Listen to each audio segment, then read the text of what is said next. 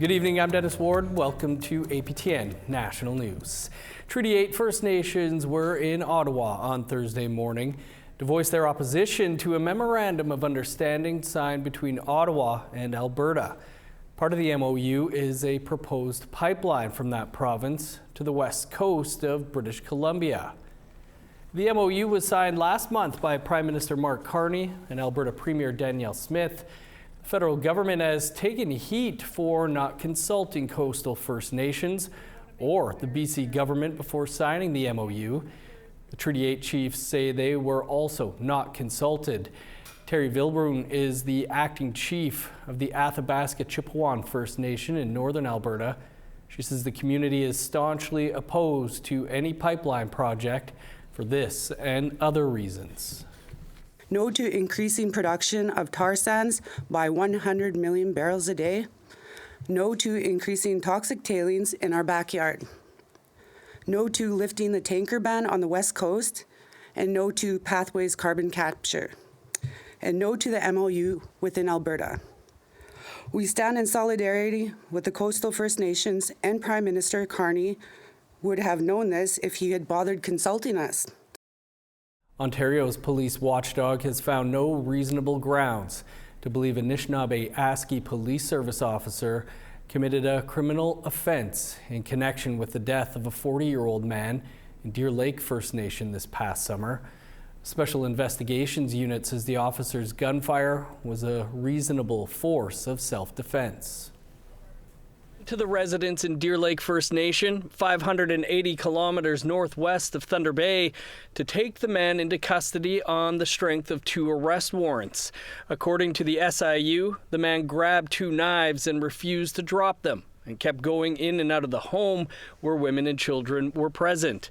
The man, later identified to APTN News as Eric Nothing, eventually emerged from the home with 2 knives and his shirt on fire and ran towards a NAPS officer. The officer fired 5 shots. Nothing collapsed and was pronounced deceased at the nursing station. Nothing's death came nearly 1 year after his father, Bruce Frog, 57, was shot and killed by an Ontario provincial police officer in Anishinaabe Park in Kenora, Ontario on June 25th, 2024. And you can find more on this story on our website, aptnnews.ca. A recent federal court ruling is putting the federal government in the hot seat. The ruling states that Canada has a legally binding fiduciary duty to provide adequate on-reserve housing. At the forefront were 2 First Nations, one in northern Manitoba and the other in northern Ontario. With the details, here's T.R. Wheatley. In this downtown Winnipeg office, the Ansinu Ugamawan Grand Council speaks about a recent landmark federal ruling about on-reserve housing.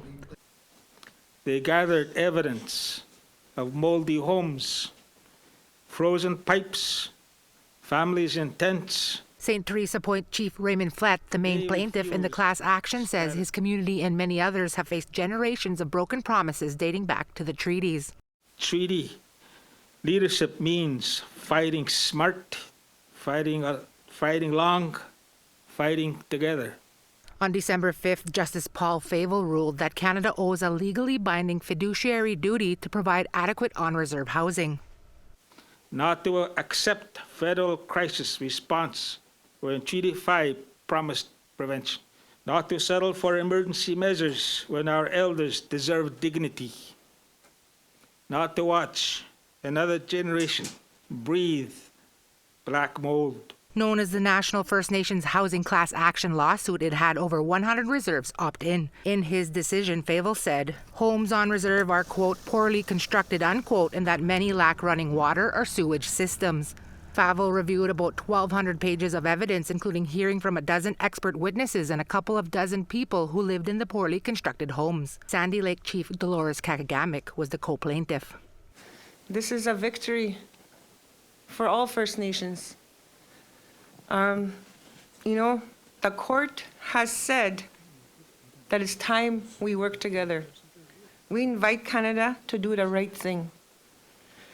Prime Minister, quit fighting us on this and build with us. While this ruling is positive, the Atsinu Nation, more commonly known as the Island Lake region, is facing another crisis. Grand Chief Alex McDougall says the 4 isolated communities are facing a hepatitis A outbreak. Higher prevalence of Hep A in Garden Hill currently. I think we had 8 and 9 confirmed cases, a fatality, and we have a number of cases in all of the Island Lake communities going through the same numbers.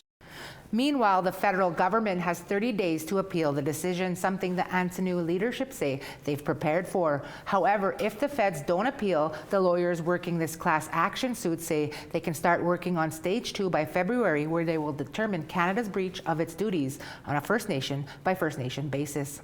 TR Wheatley, APTN National News, Winnipeg.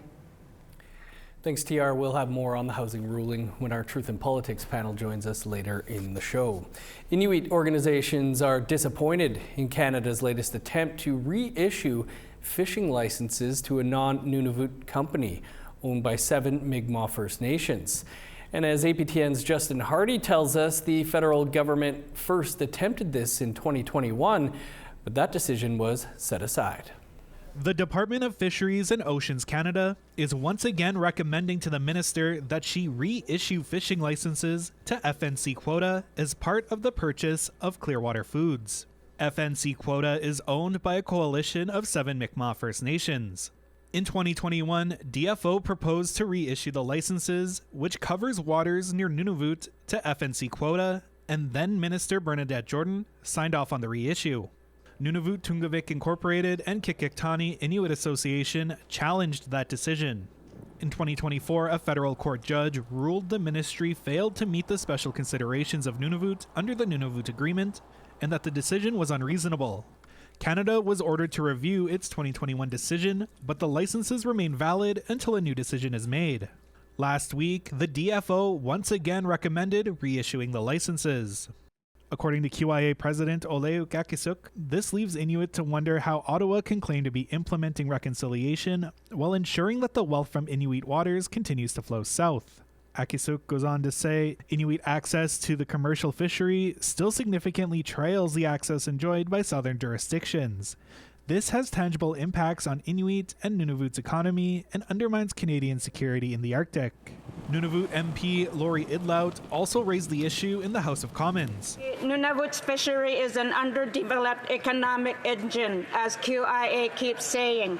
As a result of Liberal decisions, BC and Newfoundland hold more than 80% interest in their coastal fisheries, but Nunavut gets only half. Fisheries infrastructure like the deep sea force in Qikiqtaq is left unfinished. Will the Liberals finally treat Inuit like a full economic partner so they can benefit from local resources? Minister of Fisheries and Oceans Joanne Thompson says the DFO push to reissue the licenses to FNC Quota is only a proposal. Thank you, Mr. Speaker, and I want to reassure my colleague across the aisle that the conversations are still happening, no decision has been made, and I encourage the participation as we move forward before making a decision. The QIA says that if the feds follow through, they'll be undercutting Nunavut's economy and Inuit economic well-being for another generation. The association says it's exploring its options and will address its concerns in early 2026. Justin Hardy, APTN National News, Iqaluit. Thanks, Justin. Time for a quick break, and then our Truth in Politics panel will be here. Stay with us.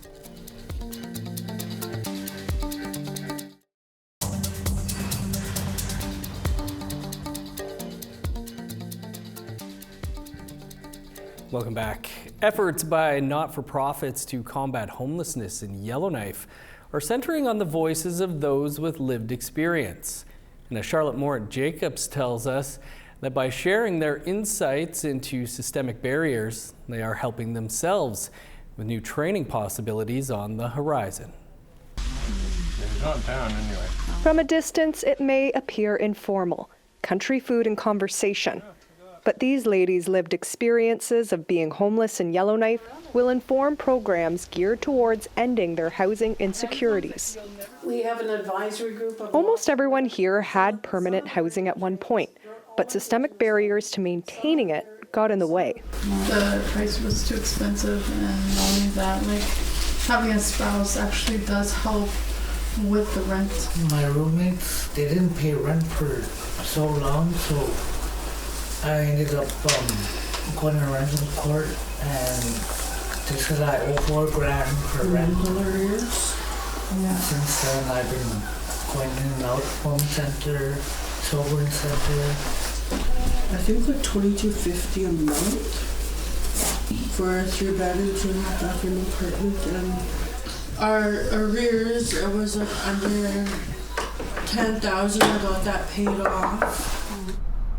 The city's most recent point-in-time count shows a significant rise in the unsheltered population. And then I just started partying, and addictions came into place. Yeah, addictions came in to take over, and I just I was supposed to go to a rental board or whatever to see if I can keep my place, but I didn't go to that.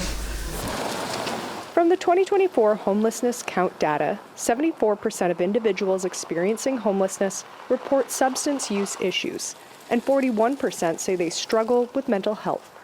And challenges may not end when women do secure housing. And now I have an apartment, but doesn't feel like home. It's too scary because I'm not used to living like that. If a drug bust in Yellowknife, my freaking hall is crazy. So what will come of these testimonies? That's where Elder Marie McGregor Pitawataquat comes in. She serves as the chair to the National Indigenous Women's Housing Network. This other little room here, this is the sleeping room. She shared her experience being homeless with APTN in 2018, when she was forced from her home in Whitefish River First Nation over a proposed commercial development. What brought me here was a project called Developing a Toolkit for Indigenous Women in Housing. And it's for Indigenous women to learn what is required in order to enter a trade, particularly housing, and what are the tools, what are the resources that we will need to have. I was thinking about it like that, because I know I have a land, but what you said about pre-trades, maybe they can just teach me how to just build a small box house, and then I'll start from there. The prospect of training piques their interest. Data in hand, the network will now look at partnerships in the north to see what type of housing Indigenous women need and want, with hopes of starting culturally rooted training and building programs. And when we can learn how to build our own homes again, we will need to know how to use the heating system, the energy system, the water system, how to take care of that home, because we've built it. And because we've built it, we have pride in ownership, and we have the responsibility, and we will be most willing to take care of our own homes again. Charlotte Mort-Jacobs, APTN National News, Yellowknife.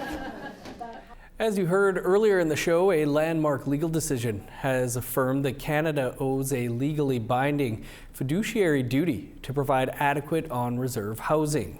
The December 5th ruling by the Federal Court of Canada is being viewed as a huge victory for more than 100 First Nations across the country. For more on the ruling and its implications, we're joined by our weekly Truth and Politics panel.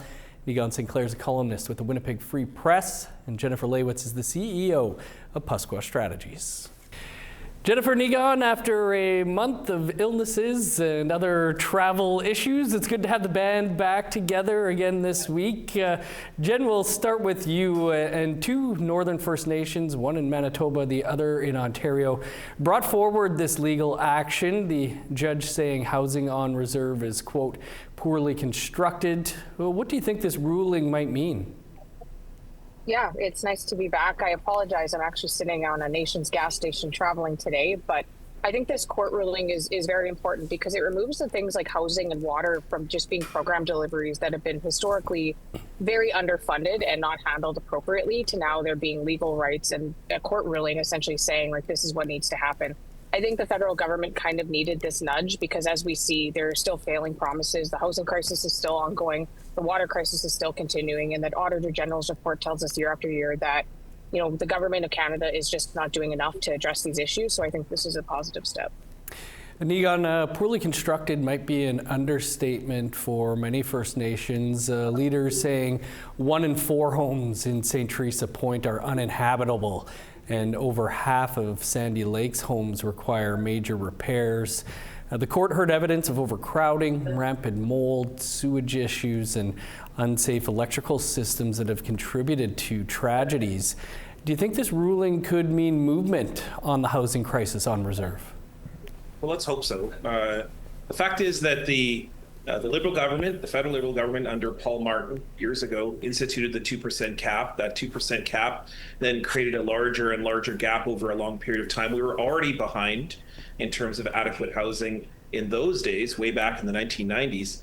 And it just extended from the government of John Chrétien, Finance Minister Paul Martin, all the way now going almost 30 years.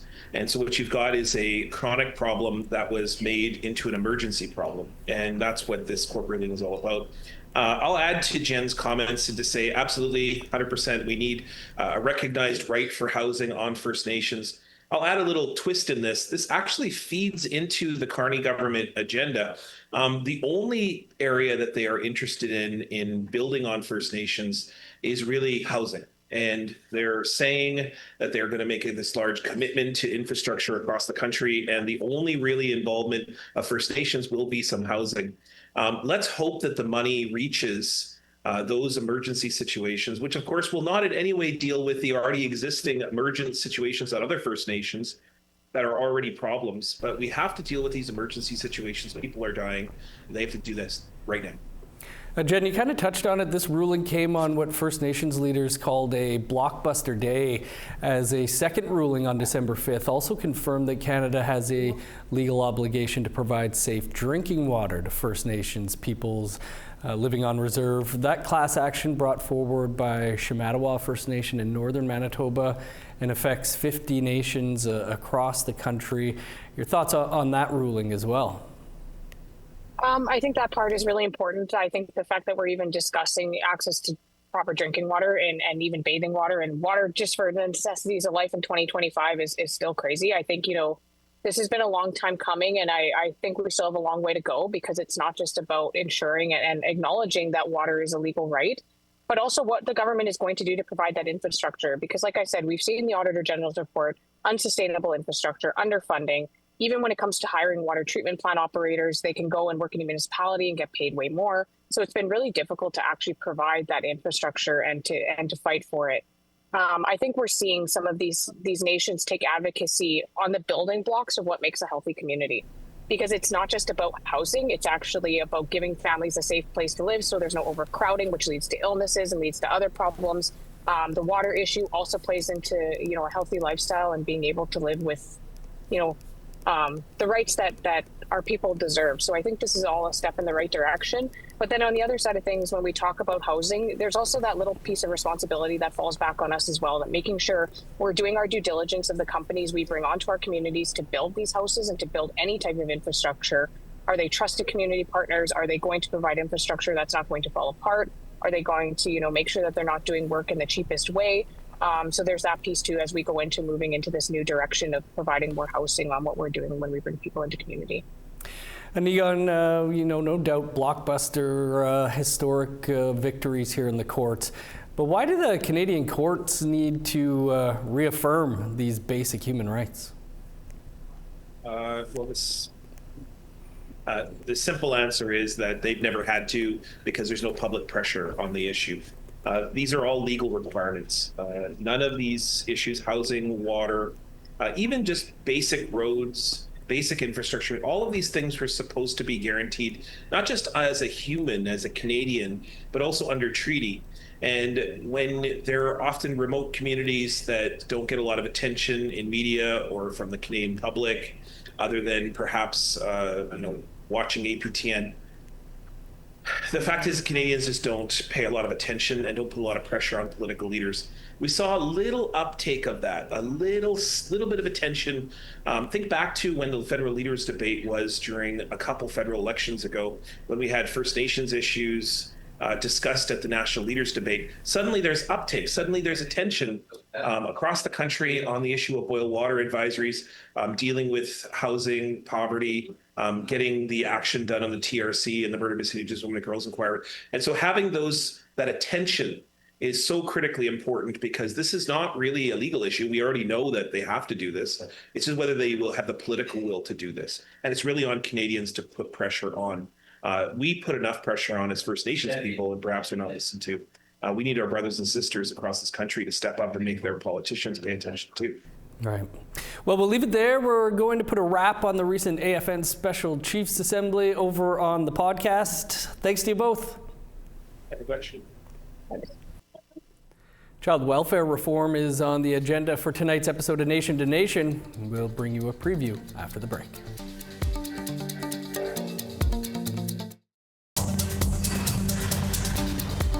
Welcome back. Time now for our photo of the day.